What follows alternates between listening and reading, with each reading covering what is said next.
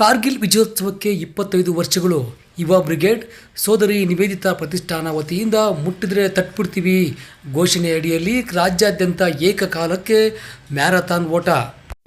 ಬೆಂಗಳೂರು ಗ್ರಾಮಾಂತರ ಜಿಲ್ಲೆಯ ಹೊಸಕೋಟೆ ನಗರದಲ್ಲಿ ಯುವ ಬ್ರಿಗೇಡ್ ಮತ್ತು ಸೋದರಿ ನಿವೇದಿತಾ ಪ್ರತಿಷ್ಠಾನ ಸೇರಿದಂತೆ ವಿವಿಧ ಹಿಂದೂಪರ ಸಂಘಟನೆಗಳು ದೇಶಭಕ್ತರ ವತಿಯಿಂದ ಭಾರತಕ್ಕಾಗಿ ಕಾರ್ಗಿಲ್ ವಿಜಯೋತ್ಸವ ಪ್ರಯುಕ್ತ ಮ್ಯಾರಥಾನ್ ಓಟವನ್ನು ಅವಲಂಬಿಸಿಕೊಂಡಿದ್ದು, ಪಾಕ್ ಆಕ್ರಮಿತ ಭಾರತದ ಪ್ರದೇಶವನ್ನು ಮರು ವಶ ಪಡೆದುಕೊಳ್ಳುವ ನಿಟ್ಟಿನಲ್ಲಿ ಗುರಿಯನ್ನು ಹೊಂದಿದ್ದು, ವಿಜಯೋತ್ಸವದ ಸಂಭ್ರಮಾಚರಣೆಗಾಗಿ ಸೈನಿಕರಿಗೆ ನೆನಪಿಗಾಗಿ ಒಂದು ಮ್ಯಾರಥಾನ್ ಓಟವನ್ನು ಹಮ್ಮಿಕೊಳ್ಳಲಾಗಿದ್ದು, ನಗರದ ವಿವೇಕಾನಂದ ಶಾಲೆ ಆವರಣದಿಂದ ಪ್ರಮುಖ ರಸ್ತೆಗಳಲ್ಲಿ ಸಂಚರಿಸಿ ಬಸವೇಶ್ವರ ವೃತ್ತ, ಮಿನಿ ವಿಧಾನಸೌಧ, ಮಾರುಕಟ್ಟೆ ರಸ್ತೆ ಸೇರಿದಂತೆ ವಿವೇಕಾನಂದ ಶಾಲೆಯಲ್ಲಿ ಮ್ಯಾರಥಾನ್ ಓಟವನ್ನು ಮುಕ್ತಾಯಗೊಳಿಸಿ ವೇದಿಕೆ ಕಾರ್ಯಕ್ರಮವನ್ನು ಹಮ್ಮಿಕೊಂಡಿದ್ದು, ಮೈಸೂರಿನ ಮೂಲದ ಯೋಧರಾದ ರಮೇಶ್ ಸೇರಿದಂತೆ ನಿವೃತ್ತ ಯೋಧರನ್ನು ಇದೇ ಸಂದರ್ಭದಲ್ಲಿ ಅಭಿನಂದಿಸಲಾಯಿತು.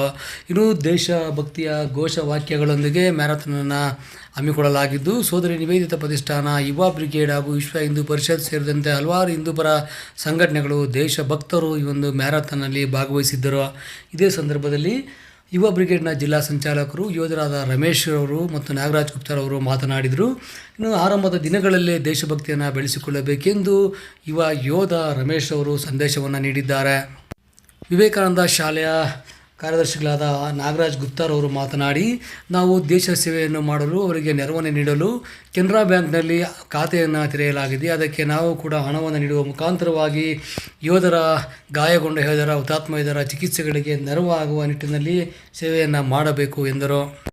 ಆನಂದ್ ಮರೀಗೌಡರವರು ಮಾತನಾಡಿ, 25 ವರ್ಷಗಳು ಸಂದ ಹಿನ್ನೆಲೆಯಲ್ಲಿ ಜನರಲ್ಲಿ ಜಾಗೃತಿಯನ್ನು ಮೂಡಿಸುವ ಸಲುವಾಗಿ ಶಾಲಾ ಕಾಲೇಜು ಸೇರಿದಂತೆ ವಿವಿಧ ಸ್ಥಳಗಳಲ್ಲಿ ರಾಜ್ಯಾದ್ಯಂತ ಏಕಕಾಲಕ್ಕೆ ಕಾರ್ಯಕ್ರಮವನ್ನು ಹಮ್ಮಿಕೊಳ್ಳಲಾಗಿದ್ದು, 25 ವರ್ಷಗಳ ಹಿಂದೆ ಹುಟ್ಟಿದ ಮಕ್ಕಳಿಗೆ ಇದರ ಅರಿವಿರುವುದಿಲ್ಲ. ನಿಟ್ಟಿನಲ್ಲಿ ಅವರಿಗೆ ಕಾರ್ಯಕ್ರಮ, ಈ ಒಂದು ವಿಜಯೋತ್ಸವ, ಕಾರ್ಗಿಲ್ನ ಸಾಹಸದ ಯಶೋಗಾಥೆಯನ್ನು ಅವರಿಗೆ ತಿಳಿಸುವ ಮುಖಾಂತರ ದೇಶಭಕ್ತಿಯ ಕಿಚ್ಚನ್ನು ಹಚ್ಚಲು ಸಾಧ್ಯವಾಗಿದೆ ಎಂದರು. ಇದೇ ಸಂದರ್ಭದಲ್ಲಿ ಕಾರ್ಯಕ್ರಮಕ್ಕೆ ಆಗಮಿಸಿದ ಯೋಧರು, ನಿವೃತ್ತ ಯೋಧರು ಸೇರಿದಂತೆ ಅತಿಥಿಗಳನ್ನು ಅಭಿನಂದಿಸಲಾಯಿತು.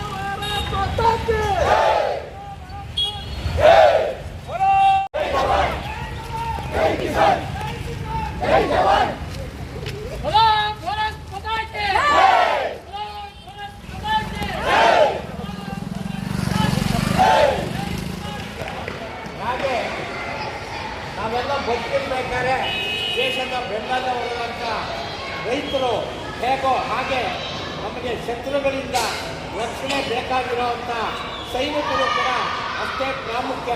ಅವರು ತಮ್ಮ ತನು, ಮನ, ಧನ, ಹೆಂಡತಿ, ಮಕ್ಕಳು, ಆಸ್ತಿ ಪಾಸ್ತಿ ಎಲ್ಲನೂ ಬಿಟ್ಟು ಪ್ರಾಣನ ಅರ್ಪಣೆ ಮಾಡೋ ದಿಕ್ಕಿನಲ್ಲಿ ವೈರಿಗಳನ್ನ ಸದೆ ಪಡೆಯುವಾಗ ಎಲ್ಲವನ್ನೂ ತ್ಯಾಗ ಮಾಡಿ ನಮಗೋಸ್ಕರ ಅವರು ಪ್ರಾಣನೇ ಅರ್ಪಣೆ ಮಾಡ್ತಾರೆ. ನಾವು ಅಂಥವರ ಪ್ರಾಣಾರ್ಪಣೆ ಮಾಡಿ ನಮಗೆ ವಿಜಯ ತಂದುಕೊಡ್ತಾರಂಥ 25ನೇ ವರ್ಷದ ಕಾರ್ಗಿಲ್ ವಿಜಯೋತ್ಸವಕ್ಕೆ ನಾವೆಲ್ಲ ಸಂತೋಷದಿಂದ ಆಚರಿಸಿ ಅವರಿಗೆ ಶುಭ ಕೋರೋಣ. ನಾವು ನಿಮ್ಮ ಹಿಂದೆ ಇದ್ದೀವಿ, ನಿಮಗೇನೇ ಆದರೂ ನಮ್ಮ ಸಹಾಯ ಹಾಗೂ ಭಗವಂತನ ಕೃಪೆ ನಿಮ್ಮ ಮೇಲೆ ಇರಲಿ ಅಂತ ಇವತ್ತು ನಾವೆಲ್ಲ ನಿಮಗೆ ಒಳ್ಳೆಯದಾಗಲಿ, ಎಲ್ಲೆಲ್ಲೂ ಜಯ ಸಿಗಲಿ ಭಾರತಕ್ಕೆ, ನಿಮ್ಮ ಹಿಂದೆ ನಾವು ಇದ್ದೀವಿ ಅಂತ ಹೇಳ್ತಾ ನಾವಿವತ್ತು ನಾವು ಜಾಗಶೀಲರಾಗಿ ಯುದ್ಧದಲ್ಲಿ ಗಾಯಗೊಂಡವರಿಗೆ ಅಥವಾ ಕೈಕಾಲು ಕಳ್ಕೊಂಡವರಿಗೆ, ತೊಂದರೆ ಆದವರಿಗೆ ನಾವು ಅವ್ರದ್ದೇ ಆದಂಥ ರಕ್ಷಣಾ ನಿಧಿ ಇದೆ. ಪ್ರಧಾನಮಂತ್ರಿಯವರ ಹೆಸರಿನಲ್ಲಿ ಕೆನರಾ ಬ್ಯಾಂಕಲ್ಲಿ ನೀವೆಲ್ಲ ಇಲ್ಲಿ ಸೇರಿರೋದು ಸಂತೋಷ.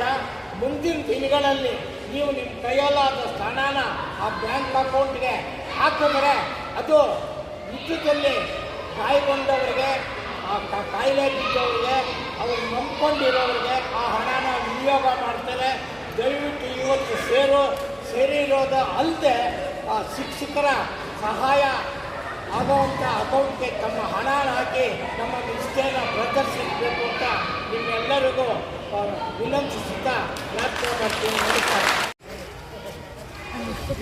ಎಲ್ಲ ದೇಶಭಕ್ತ ಬಂಧುಗಳಿಗೆ ಪ್ರೀತಿಯ ನಮಸ್ಕಾರ. ಹಾಗೆ ಕಾರ್ಗಿಲ್ ವಿಜಯದ 25ನೇ ವರ್ಷದ ಶುಭಾಶಯಗಳನ್ನು ಹೇಳೋದಕ್ಕೆ ಇಷ್ಟಪಡ್ತಾ ಇದ್ದೀನಿ.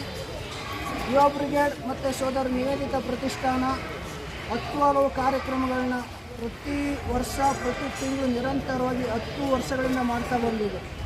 ಹಾಗೆ ಈ ದಿನಕ್ಕೆ ಕಾರ್ಗಿಲ್ ವಿಜಯಕ್ಕೆ 25 ವಸಂತಗಳು ಪೂರ್ಣಗೊಂಡಿದೆ.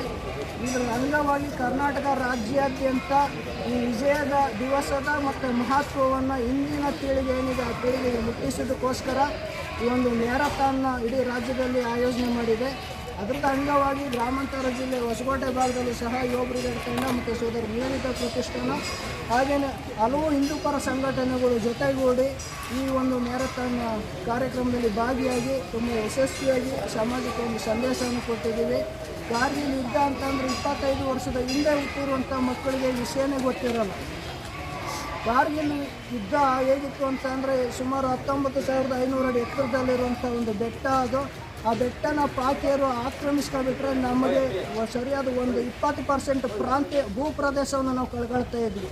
ಲೇ ಮತ್ತು ಲಡಾಖ್, ಶ್ರೀನಗರ, ಕಾಶ್ಮೀರ ಈ ಥರದ ಒಂದು ಪ್ರಾಂತ್ಯಗಳು. ಹಾಗಾಗಿ ಆದ ಒಂದು ಆ ಯುದ್ಧದಲ್ಲಿ ನಮ್ಮ ಯೋಧರು ಭಾಗಿಯಾಗಿ 25 ವರ್ಷಗಳ ಹಿಂದೆ ಸುಮಾರು 545ಕ್ಕಿಂತ ಹೆಚ್ಚು ಯೋಧರನ್ನ ನಾವು ಕಳ್ಕೊಂಡಿವಿ ಆ ಯುದ್ಧದಲ್ಲಿ. ಆ ನೋವು ತುಂಬ ಕಾಡ್ತಾ ಇದೆ. ಆದರೆ ಅದರ ಪರಿಣಾಮ, ಅದರ ಪರಿಸ್ಥಿತಿ ಅನುಗುಣವಾಗಿ ಕಾರ್ಗಿಲ್ ಈ ಗುಡ್ಡವನ್ನು, ಆ ಬೆಟ್ಟವನ್ನು ಗೆದ್ದು ಕೊಟ್ಟಿದ್ದಾರೆ ನಮ್ಮ ಯೋಧರು.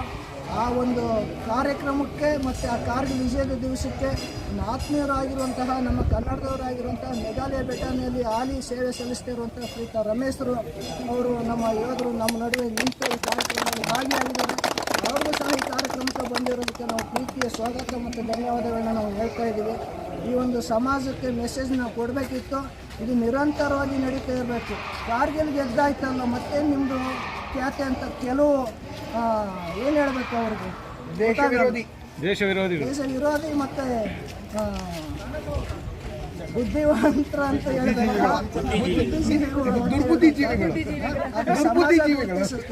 ಆದರೆ ನಾವೇನು ಮಾಡಿದ್ವಿ, ಹೌದು ಕಾರ್ಗಿಲ್ ಗೆದ್ದಾಯಿತು. ಹಿಂದೆ ಹೇಳ್ತಾ ಇದ್ರು ನರೇಂದ್ರ ಮೋದಿ ಅವರು ಅಧಿಕಾರ ಬರ್ಬೇಕಾದ್ರೆ ಅಯೋಧ್ಯೆ ಮಂದಿರ ಕಟ್ಟಾಯ್ತಲ್ಲ ಇನ್ನೇನಿದೆ ಅವ್ರಿಗೆ ವಿಷಯ ಅಂತ. ಅದು ಸಮಾಜ ಉತ್ತರ ಕೊಡುತ್ತೆ ಅದಕ್ಕೆಲ್ಲದಕ್ಕೂ. ನಮ್ಮ ಟಾರ್ಗೆಟ್ ಏನಿದೆ ಅಂದರೆ ಪಿಒಕೆ ಪಾಕ್ ಆಕ್ರಮಿತ ಪ್ರದೇಶ ಬಾಕಿ ಇದೆ. ಅದನ್ನು ನೆಕ್ಸ್ಟ್ ಮುಂದಿನ ಗುರಿಯಾಗಿಟ್ಟುಕೊಂಡು ಇದನ್ನು ರಾಜ್ಯಾದ್ಯಂತ ಈ ಮ್ಯಾರಥಾನ್ ಓಟನ್ನು ನಾವು ಆಯೋಜನೆ ಮಾಡಿದ್ವಿ. ನಮ್ಮ ಮಟ್ಟಿಗೆ ನಾವು ಸಮಾಜಕ್ಕೆ ಒಂದು ಸಂದೇಶನ ಕೊಟ್ಟಿದ್ವಿ. ಸೋಷಿಯಲ್ ಮೀಡಿಯಾದಲ್ಲಿ ಎಲ್ಲರೂ ಗಮನಿಸಿರ್ತಾರೆ. ಹಾಗಾಗಿ ನಾವೇನು ಭಾಗಿಯಾಗಿದ್ವಿ ಹಿಂದೂಪರ ಸಂಘಟನೆಗಳು, ಯುವ ಬ್ರಿಗೇಡ್ ಆಗ್ಬೋದು, ನಿವೇದಿತ ಪ್ರತಿಷ್ಠಾನ ಆಗ್ಬೋದು, ದೇಶ ಮತ್ತು ನನ್ನ ಧರ್ಮ ಅಂತ ಬಂದಾಗ ದಯವಿಟ್ಟು ಎಲ್ಲ ವಿಚಾರಗಳನ್ನ ಪಕ್ಕಕ್ಕಿಟ್ಟು ಮುಂದೆ ಬನ್ನಿ, ಸಮಾಜಕ್ಕೋಸ್ಕರ ದುಡಿರಿ ಅಂತ ಕೇಳ್ಕೊಳ್ತಾ ಇದ್ದೀನಿ. ಇಲ್ಲಿ ಭಾಗಿಯಾಗಿರೋದಕ್ಕೆ ಎಲ್ಲರಿಗೂ ಪ್ರೀತಿಯ ಮತ್ತೊಮ್ಮೆ ನಮಸ್ಕಾರ, ಧನ್ಯವಾದಗಳನ್ನು ತಿಳಿಸ್ತಾ ಇದ್ದೀನಿ. ಸಂತೋಷ ಹೇಳಿ ಸರ್. ಈ ಕಾರ್ಯಕ್ರಮದಲ್ಲಿ ಭಾಗಿಯಾಗಿದ್ದಕ್ಕೆ ತುಂಬ ಖುಷಿಯಾಯಿತು. ಈ ಥರ ಕಾರ್ಯಕ್ರಮಗಳು ಸಮಾಜದಲ್ಲಿ ನಡೀತಾ ಇರಬೇಕು. ಅವಾಗ ಇದರ ನಡೆಯೋದ್ರಿಂದ ಜನತೆಯೂ ಕೂಡ ಎಚ್ಚೆತ್ಕೊಳ್ಳುತ್ತೆ, ಜಾಗೃತ ಆಗುತ್ತೆ. ಮತ್ತು ಈ ಥರ ಕಾರ್ಯಕ್ರಮಗಳಾಗೋದ್ರಿಂದ